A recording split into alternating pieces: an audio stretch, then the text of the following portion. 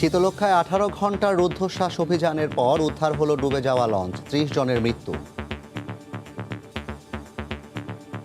মা মেয়ে বুকের সাথে আছে, আমরা সেভাবে রেখেছি যেন হারাই না যায়। আমার বোন কেঁদেছে থেকে আমি আলাদা করতে পারি না ওই লাশ। আমারও তো মা বোন আছে।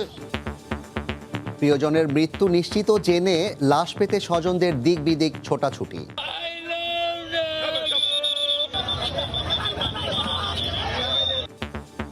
হদিশ মেলেনি যাত্রীবাহী সাবিত আল হাসানকে আঘাত করা কার্গো জাহাজটির।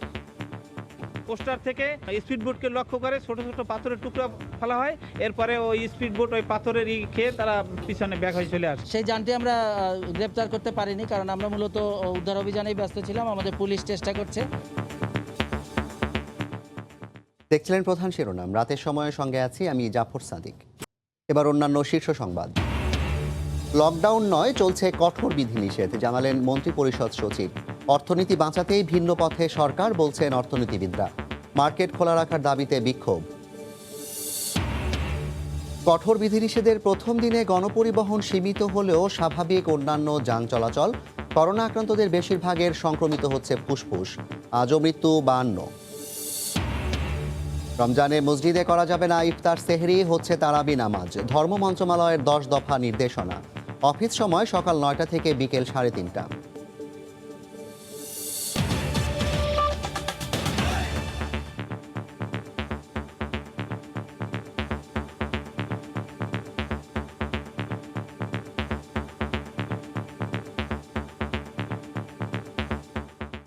নৌবাহিনী, কোস্টগার্ড, ফায়ার সার্ভিস, নৌ পুলিশ ও বিআইডব্লিউটিএ 18 ঘন্টার রুদ্ধশ্বাস চেষ্টায় উদ্ধার হয়েছে কার্গো জাহাজের ধাক্কায় ডুবে যাওয়া যাত্রীবাহী লঞ্চ সাবিত আল হাসান।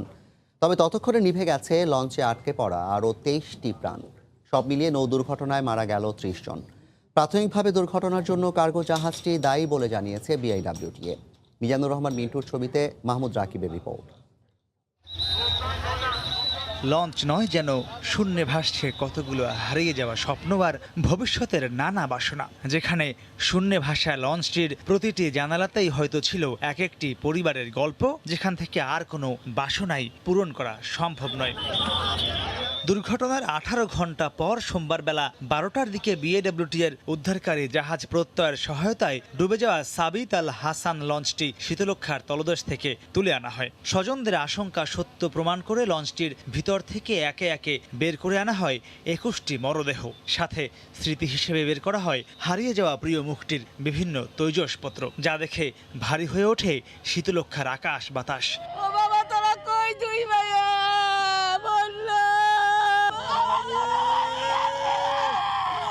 শুধু স্বজনই নয়, মরদেহ উদ্ধার করা সেবা সংস্থার সদস্যরাও মা মেয়ের জড়িয়ে থাকা মরদেহ দেখে চোখের পানি ধরে রাখতে পারেননি। মা মেয়ের বুকের সাথে আছে, এখনো তাদেরকে আমি আলাদা করি না। মা মেয়ে বুকের সাথে আছে, আমরা সেভাবে রেখেছি যেন হারাই না যায়। মা থেকে মেয়ে যেন বিচ্ছিন্ন না হয়, এজন্য আমরা একত্রে রেখেছি। আমার বোন কেঁদেছে থেকে আমি আলাদা করতে পারি না ওই লাশ। আমারও তো মা বোন আছে, আমি এই জন্য ওই লাশ আলাদা করতে পারি নাই। দুর্ঘটনার জন্য দায়ী কার্গো জাহাজটিকে এখনও শনাক্ত করা যায়নি জানিয়ে বিএডব্লিউটিএ জানায়, নিরাপদ উদ্ধার নিশ্চিত করতেই সময় বেশি লেগেছে। পানির যে অবস্থা, স্রোত, সমস্ত কন্ডিশন হিসাব করে আমরা যাতে আরেকটা দুর্ঘটনা না ঘটে সেভাবেই আমরা কাজ করার চেষ্টা করেছি। উদ্ধার সমাপ্ত ঘোষণার পর শীতলক্ষ্যার তীর থেকে আরও একটি মরদেহ উদ্ধার করে ফায়ার সার্ভিস। মাত্র 9 মাস আগে এই একই ধরনের একটি দুর্ঘটনায় বুড়িগঙ্গায় মর্নিং বার্ড 2 নামে একটি লঞ্চ ডুবে প্রাণ হারিয়েছিলেন 34 জন নিরীহ মানুষ। তাই সংশ্লিষ্টরা বলছেন, প্রতিটি নৌ দুর্ঘটনার পরই মামলা হয়, বড় বড় আশ্বাস শোনানো হয় কিংবা নানান আলোচনাও হয়।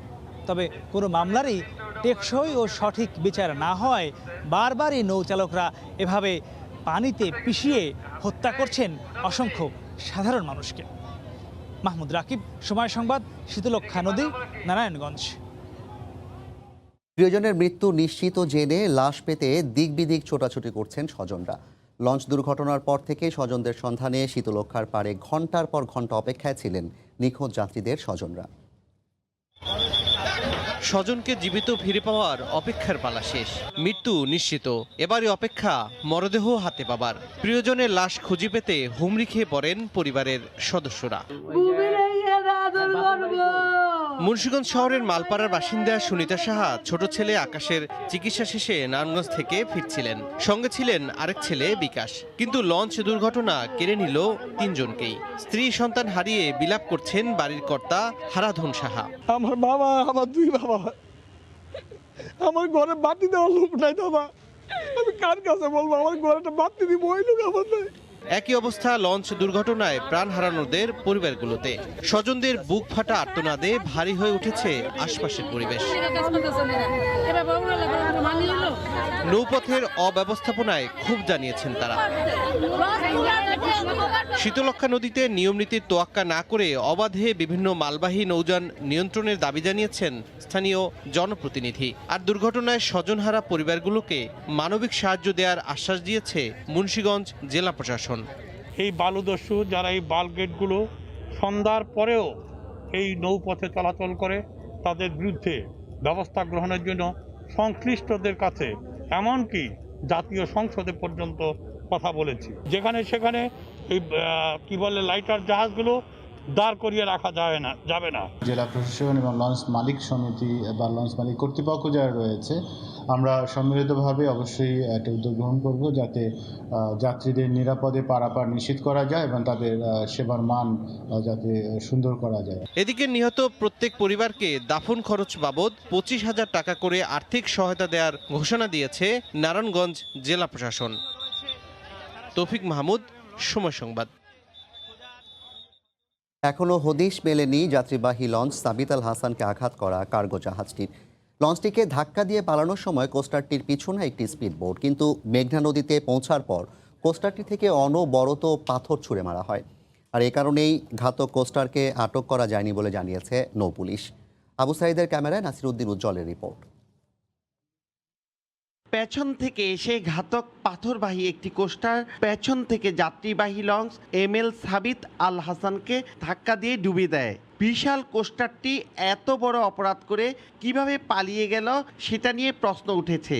এ ব্যাপারে স্বজন ও সাধারণ মানুষ ক্ষোভ প্রকাশ করেছেন। পাহাড়ের মতো একটা জাহাজ মনে করেন এতটুকু একটা লঞ্চকে মেরিয়া গেল, তারপরে এই জাহাজটা ধরার প্রতি কোনো আগ্রহ প্রশাসনের অথবা কোনো কর্তৃপক্ষের আমরা পাইনি। জাহাজ একটা কোনো চালাই দিয়া মাইরা দিয়া প্রতিদিন মনে অ্যাক্সিডেন্ট হইতেছে, মনে হয় টুকটাক। জাহাজ মনে করেন কোনো আইন কারণ নেই। এটা সঠিক সম্মান দরকার, এর জন্য যথাযথ প্রশাসন দৃষ্টি আকর্ষণ করছি। দুর্ঘটনার পর ঘাতক কোস্টারটি শীতলক্ষ্যা থেকে ধলেশ্বরী হয়ে মেঘনার দিকে পালিয়ে যায়।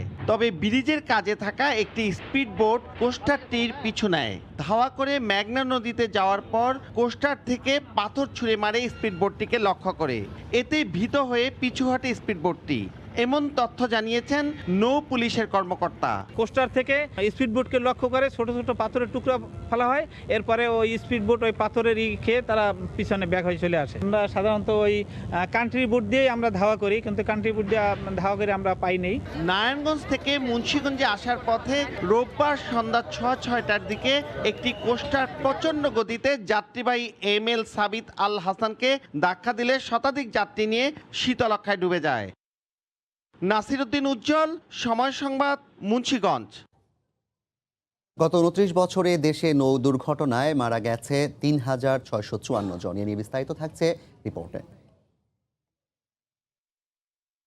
সরকারি হিসাব অনুযায়ী 1991 থেকে 2019 সাল পর্যন্ত 29 বছরে 570টি দুর্ঘটনায় 3,654 জন মারা গেছেন। এসব ঘটনায় 516 জন আহত ও 489 জন নিখোঁজ হন। এসব দুর্ঘটনার মধ্যে যাত্রীবাহী নৌযানের সংখ্যা 236টি। 2019 সালে 26টি নৌ দুর্ঘটনায় 3 জন মারা গেছেন, 33 জন আহত ও 20 জন নিখোঁজ হন।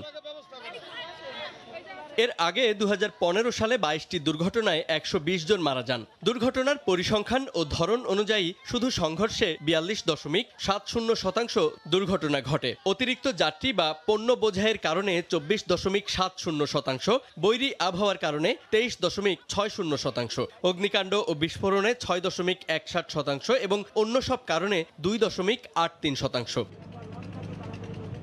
2014 সালের 15ই মে মুন্সিগঞ্জে ডুবে যায় পিনাক 6 নামের আরও একটি লঞ্চ। অনেকের মৃতদেহ উদ্ধার হলেও 15 দিনের উদ্ধার অভিযানে আর হদিস মেলেনি ডুবে যাওয়া লঞ্চটির। তবে আটক করা হয় লঞ্চটির মালিককে, যার প্রতিবাদে ধর্মঘট ডেকে নৌপথ স্থবির করে দেয় মালিকদের জোট। আবার চলতি বছরের শুরুতে 2 চালকের স্বেচ্ছাচারিতায় ঘটে যাওয়া এক দুর্ঘটনার মামলায় তাদেরকে আটক করা হলেও অচল করে দেয়া হয় বরিশাল ঢাকা নৌরুট।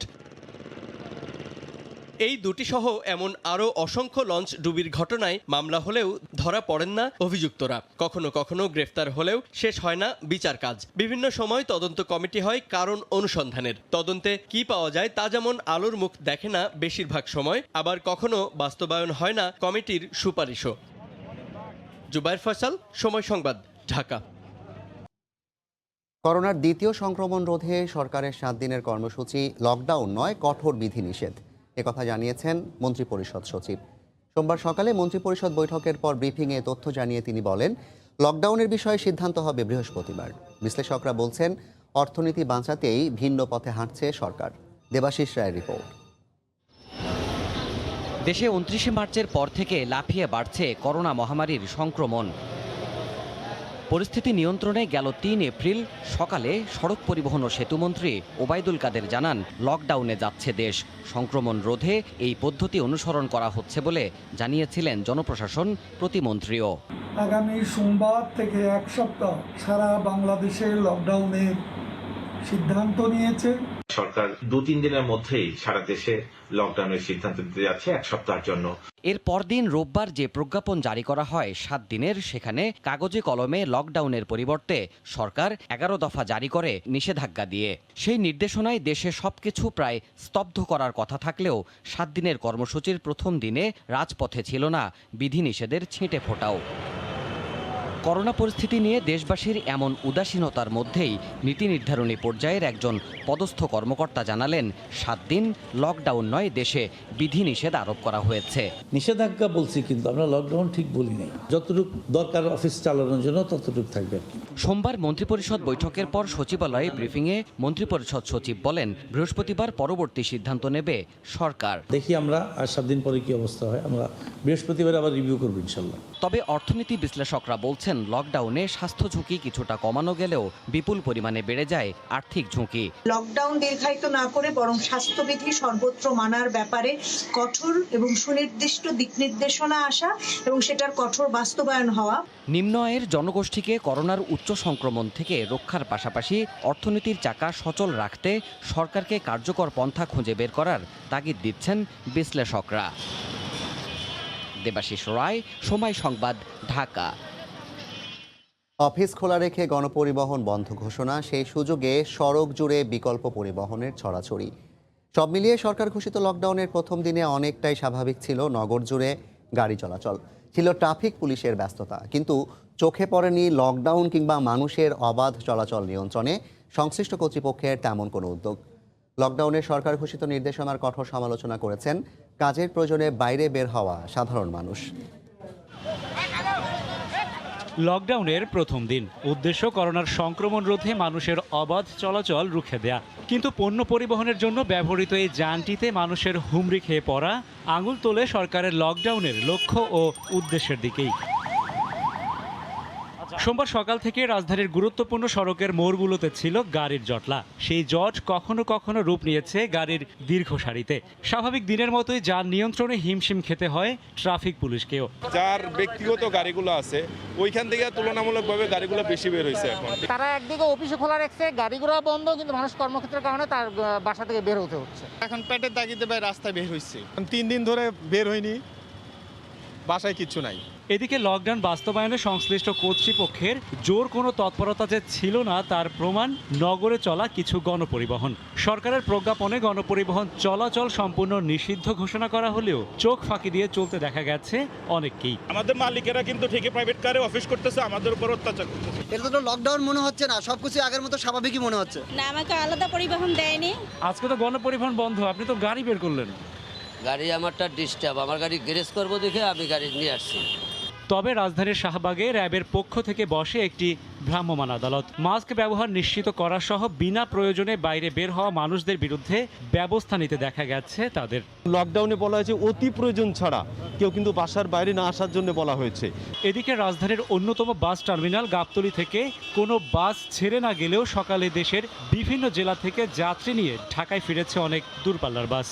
ক্রমবর্ধমান করোনার সংক্রমণ রোধে সরকারের নেওয়া পদক্ষেপের বিষয়ে কারো কোনো দ্বিমত না থাকলেও নির্দেশনার কিছু কিছু অংশ মানুষকে ভোগান্তিতে ফেলেছে কথা অস্বীকার করার উপায় নেই।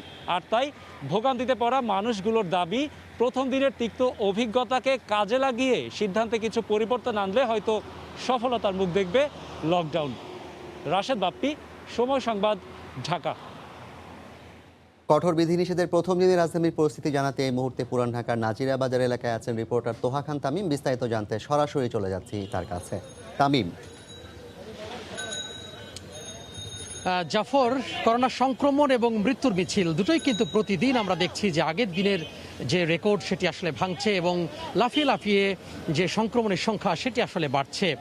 তো ঠিক এই মুহূর্তে কিন্তু আসলে সরকারের যে নির্দেশনা, সেই নির্দেশনার মানার জন্য যে সাধারণ মানুষের মধ্যে যে সচেতনতা, মনোভাব, সেটি আসলে আমরা একেবারে ছিটে ফোটাও আসলে লক্ষ্য করছি না। আপনি দেখতে পাচ্ছেন যে ছোট বাচ্চাকে সঙ্গে নিয়ে বিভিন্ন বয়সী মানুষ কিন্তু আসলে এখানে ঘোরাফেরা করছেন এবং মাস্ক ছাড়াই ঘোরাফেরা করছেন এবং গাদাগাদি করে হুড়োহুড়ি পাড়াপাড়ি করে কিন্তু মানুষ আসলে বিভিন্ন অলিতে গলিতে মোড়ে পথে ঘাটে কিন্তু আসলে মানুষ এখনও চলাফেরা করছেন। যদিও সন্ধ্যা ৬টা থেকে ভোর ৬টা পর্যন্ত যেই কঠোর বিধিনিষেধের কথা বলেছে সরকার, বিশেষ করে বলা হয়েছে যে খুব জরুরি প্রয়োজন ছাড়া, অর্থাৎ ওষুধ বা স্বাস্থ্যসেবা এই সমস্ত খুব জরুরি প্রয়োজন ছাড়া যে নিষেধাজ্ঞা রয়েছে, বের হওয়াতে বাসার বাইরে বের হওয়ার যে নিষেধাজ্ঞা রয়েছে সেটি আসলে মানার ক্ষেত্রে আমরা আসলে ছিটে ফোটাও লক্ষ্য করছি না। মানুষের মাঝে যেমন সচেতনতা নেই এবং এটি যে মানাতে সংশ্লিষ্ট যে পক্ষ রয়েছে, আইন শৃঙ্খলা বাহিনী, অন্যান্য যে সংস্থা রয়েছে, সেই সংশ্লিষ্টদের কিন্তু কোনো রকম কোনো তৎপরতা কিন্তু আমরা লক্ষ্য করছি না। যদিও এই মুহূর্তে আমরা এখানে দেখতে পাচ্ছি যে সংশ্লিষ্ট এখানকার থানার, অর্থাৎ পার্শ্ববর্তী থানার একটি পুলিশ ভ্যান আমরা লক্ষ্য করছি এখানে রয়েছে। কিছুক্ষণ আগেও কিন্তু বিভিন্ন দোকানপাট এখানে খোলা ছিল, সেই দোকানপাটগুলি কিন্তু আসলে আইন শৃঙ্খলা বাহিনীর পক্ষ থেকে আসলে নির্দেশ দেওয়ার পরে তারা আসলে 10 মিনিট হয়েছে তারা এই দোকানপাটগুলো বন্ধ করে দিয়েছেন। তারপরেও আমরা দেখতে পাচ্ছি যে এই নাজিরা বাজারে আশপাশে যে খাবারের দোকানকে ঘিরে যে সমস্ত জটলা, সেই জটলা কিন্তু আমরা এখনও লক্ষ্য করছি। অযথা মানুষ কিন্তু ঘোরাফেরা করছেন বাইরে এবং অনেকের মুখে কিন্তু আমরা মাস্ক দেখতে পাচ্ছি না। অর্থাৎ মানতে এবং মানাতে দুটোই মধ্যে কিন্তু ব্যাপক অবহেলা রয়েছে, ঘাটতি রয়েছে, সেটি আসলে এখানে কিন্তু সুস্পষ্ট। তো বলা যায় যে প্রতিদিন যেভাবে আসলে করোনা সংক্রমণ এবং মৃত্যু বাড়ছে, সেই অনুযায়ী কিন্তু সরকারের পক্ষ থেকে যে নির্দেশনা সেটি কিন্তু আসলে বানানোর জন্য এই নির্দেশনা জারি করা হয়েছিল, কিন্তু এর সুফল আসলে কতটুকু পাওয়া যাবে সেটি নিয়ে আসলে বিশেষজ্ঞরা সন্দিহান প্রকাশ করছেন। তো এই ছিল জাফর আমার হাতে সবশেষ। লকডাউন কিংবা কঠোর বিধিনিষেধের প্রথম দিনে রাজধানীর বাস্তব হালচাল দেখাতে নগরীর নাজিরা বাজার থেকে যুক্ত হয়েছিলেন রিপোর্টার তোহা খান তামিম। সীমিত পরিসরে মার্কেট ও শপিং মল খোলা রাখার দাবিতে রাজধানীর নিউ মার্কেট এলাকায় দ্বিতীয় দিনের মতো বিক্ষোভ করেছেন ব্যবসায়ীরা। তারা বলেন, রমজানের ঈদ সামনে রেখে ব্যবসা করতে না পারলে পথে বসতে হতে পারে। লকডাউন, দোকানপাট সব বন্ধ, কিন্তু নিজ নিজ ব্যবসা প্রতিষ্ঠানের সামনে হাজির ব্যবসায়ীরা। নিউ মার্কেট, গাউসিয়া সহ বেশ কয়েকটি মার্কেটের সামনের রাস্তায় জড়ো হন তারা। দাবি একটাই, শিল্প কারখানা আর অফিস আদালতের মতো স্বাস্থ্যবিধি বাধ্যতামূলক করে নির্দিষ্ট সময়ের জন্য খুলে দেয়া হোক মার্কেট ও শপিং মল। ক্ষতিগ্রস্তর জন্য আমরা বসতেছি যে স্বাস্থ্যবিধি মেনে সরকার যে প্রজ্ঞাপন দিবে তারা সেই জিনিসটা আমরা মেনেই আমরা দোকানপাট খুলতে চাই। সরকারকে বিনীতভাবে আমরা অনুরোধ করছি আমাদেরকে সীমিত সময়ের জন্য হলেও আমাদেরকে এই মার্কেটটা খোলা দেয়। রমজান হলে আমরা মোটামুটি একটু কাটাই উঠতে পারি, সেই রমজানও যদি এবার না পাই তো পার্টিদের সাথে আমাদের মনে ব্যবসা করার মতো আর কোনো সুযোগ থাকবে না। দোকান মালিক সমিতির দাবি, এবারও রমজানে ব্যবসা করতে না পারলে কর্মচারীদের বেতন দেয়াই দায় হয়ে যাবে। স্বাস্থ্যবিধি মেনে দিনের কিছু সময়ের জন্য হলেও বেচাকেনার অনুমতি চান তারা। এই মাসটাকে আমরা মূল মাস হিসেবে ধরে নিই, সেই ক্ষেত্রে যদি এই মাসে আমরা ব্যবসা পরিচালনা করতে না পারি, সেই ক্ষেত্রে আমরা কিন্তু কর্মচারীদের বেতন বোনাস আমরা কিছুই দিতে পারবো না। পুলিশ বাধা দিলেও তারা সড়কে অবস্থান নিয়ে বিক্ষোভ করেন। পরিস্থিতি নিয়ন্ত্রণে পুলিশ মোতায়েন রয়েছে। তাদের যে দাবি দেওয়ার বিষয়টা আমরা আমাদের ঊর্ধ্বতন কর্তৃপক্ষকে জানিয়েছি। এখন পরবর্তীতে যে নির্দেশনা আসে সেই নির্দেশনা অনুযায়ী আমরা আবার আমাদের কার্যক্রম বাস্তবায়ন করব। এদিকে রোববার বিক্ষোভ থেকে গাড়ি ভাঙচুরের ঘটনায় অজ্ঞাত আসামি করে নিউ মার্কেট থানায় মামলা হয়েছে বলে জানিয়েছেন নিউ মার্কেট জোনের এডিসি। ঈশিতা ব্রহ্ম, সময় সংবাদ, ঢাকা। আগামী ৮ এপ্রিল থেকে দেশে করোনার টিকার দ্বিতীয় ডোজ দেয়া শুরু হবে। এজন্য ভারত থেকে ভ্যাকসিন প্রাপ্তিতে কোনো সমস্যা হবে না বলে জানিয়েছেন মন্ত্রিপরিষদ সচিব। ভার্চুয়াল মাধ্যমে মন্ত্রিসভার বৈঠকের পর দুপুরে সচিবালয় ব্রিফিংয়ে এ তথ্য জানান তিনি। রমজানে অফিসের নতুন সময় সকাল ৯টা থেকে বিকেল ৩:৩০ পর্যন্ত নির্ধারণ করা হয়েছে। সীমিত সরকারি বেসরকারি অফিস, প্রশাসনিক কার্যক্রমের প্রাণকেন্দ্র সচিবালয় সীমিত আকারে অফিস করছেন বিভিন্ন মন্ত্রণালয়ের কর্মকর্তা কর্মচারীরা। সংক্রমণ রোধে সরকার ঘোষিত 7 দিনের কঠোর কর্মসূচির প্রথম দিনে এখানে অনুষ্ঠিত হলো মন্ত্রিসভার বৈঠক। সোমবার বেলা 10:30টায় শুরু হওয়া এই বৈঠকে অনলাইনে সভাপতিত্ব করেন প্রধানমন্ত্রী শেখ হাসিনা। সচিবালয় থেকে যুক্ত ছিলেন মন্ত্রিসভার সীমিত সংখ্যক সদস্য। বৈঠকে গুরুত্ব পায় লকডাউন কঠোরভাবে প্রয়োগ করার বিষয়টি। লকডাউনের ব্যাপারে সরকারের পক্ষ থেকে পরিপূর্ণভাবে নির্দেশনা দেওয়া হয়েছে, সকলে মেনে চলি সেই নির্দেশনা ছিল। এটা কোনো গণপরিবহন না, অফিসের পক্ষ থেকে এটি চুক্তিবদ্ধ হয়ে তাদের শুধুমাত্র কর্মকর্তাদের আনা নেওয়ার জন্য সেটা ব্যবহার হচ্ছে। আইন বহির্ভূতভাবে যদি ছেড়ে থাকে তাহলে তাদের বিরুদ্ধে আইনানুগ ব্যবস্থা নেওয়া হবে।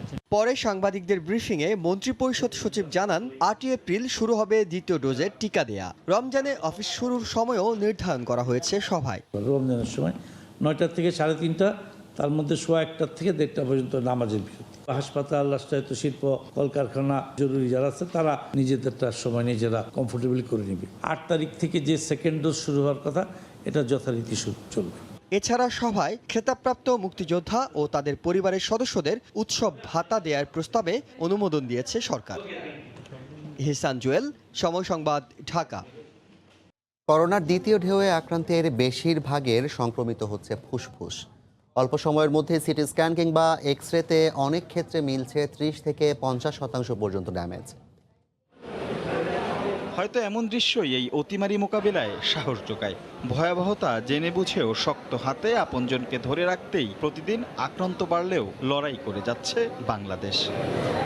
রাজধানীর কুর্মিটোলা জেনারেল হাসপাতালে বেড়া বাড়ার সঙ্গে সঙ্গে বাড়তে থাকে রোগীর চাপ। পুরুষ রোগীর সিট খালি থাকলেও মহিলা ওয়ার্ডে আছে শয্যা সংকট। তাই তুলনামূলক খারাপ রোগী আগে ভর্তি নিচ্ছেন তারা। বিভিন্ন টেস্ট করছে, তাতে করোনা ধরা পড়ছে, এমনি শ্বাস প্রশ্বাসের সমস্যা ছিল। সিট খালি নেই, এটা বলতেছে যে অপেক্ষা করেন, দেখি কি করা যায়। মহিলা পেশেন্ট ভর্তি দিতে পারছি না, পুরুষ পেশেন্ট কিছু বেড ফাঁকা আছে। তবে এই দফায় আক্রান্ত অধিকাংশই আসছে শ্বাসকষ্ট নিয়ে। টেস্ট রিপোর্টে আসছে ফুসফুসে ড্যামেজ। সিটি স্ক্যান করা হয়েছে, টেস্ট করা হয়েছে, কোভিড কনফার্ম হয়ে গেছে, হ্যাঁ, এবং 50% লাংসে অ্যাকশন হয়েছে। 10%, 15% এরকম লাংস ড্যামেজ পাওয়া যাচ্ছে। কিন্তু এখন দেখা যাচ্ছে 20 বছর থেকে শুরু করে 14 বছরের থেকে শুরু করে, ঠিক আছে, সব ধরনের, মানে এখন বোঝার উপায় নাই, সবারই শ্বাসকষ্ট হচ্ছে। চিকিৎসকরা বলছেন নতুন স্ট্রেন্থ খুব দ্রুতই ফুসফুসকে আক্রান্ত করছে, তাই দরকার অক্সিজেন। সেক্ষেত্রে শ্বাসকষ্টের অবহেলা আনতে পারে বড় বিপদ। দেখা যাচ্ছে যে এবারে যে স্ট্রেনটা এটাতে দ্রুত মানে পেশেন্ট খারাপ হয়ে যাচ্ছে, স্যাচুরেশনটা ফল করছে দ্রুত। এদেশে এখন পর্যন্ত করোনায় মৃত্যু 9000 ছাড়িয়েছে।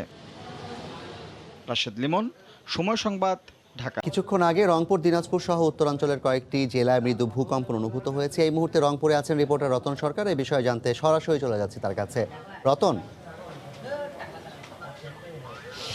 জাফর, ঠিক 9:25 সময় কয়েক সেকেন্ড স্থায়ী মৃদু একটি ভূমিকম্প কিন্তু রংপুর, দিনাজপুর সহ এই অঞ্চলের যে জেলাগুলো রয়েছে সেখানে কিন্তু অনুভূত হয়েছে। আমাদের এই অঞ্চলের যে জেলাগুলো রয়েছে, বিশেষ করে কুড়িগ্রাম, পঞ্চগড়, দিনাজপুর থেকে আমাদের সহকর্মীরা কিন্তু এই ভূমিকম্প অনুভূত হবার খবরটি আমাদের জানিয়েছে।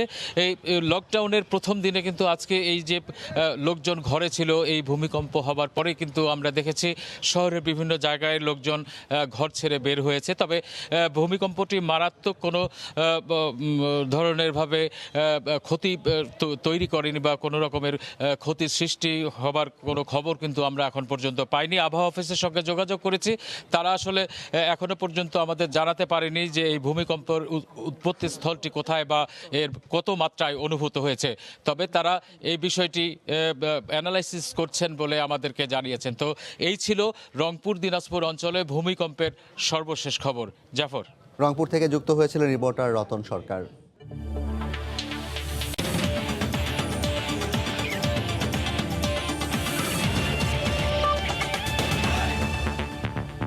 শ্রীলঙ্কার বিপক্ষে বাংলাদেশের টেস্ট সিরিজের দল প্রায় চূড়ান্ত করেছে বিসিবি। কিছু ক্রিকেটারের ইনজুরির আপডেট পেলেই ঘোষণা করা হবে স্কোয়াড। মুশফিক রহিম ফিট হয়ে যাবে, আমরা ওকে পাবো। কিছু ফিটনেস ইস্যু আছে, সেটা নিয়ে একটু আলাপ করার বিষয়, যার জন্য হয়তো টিমটা আমরা এখনও দিতে পারিনি।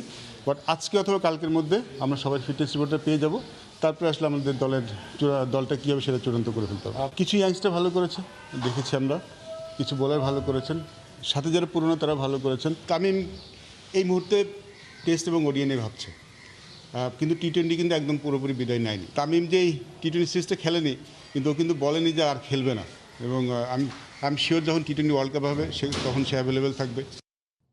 এই ছিল রাতের সময়, সঙ্গে থাকুন সময়।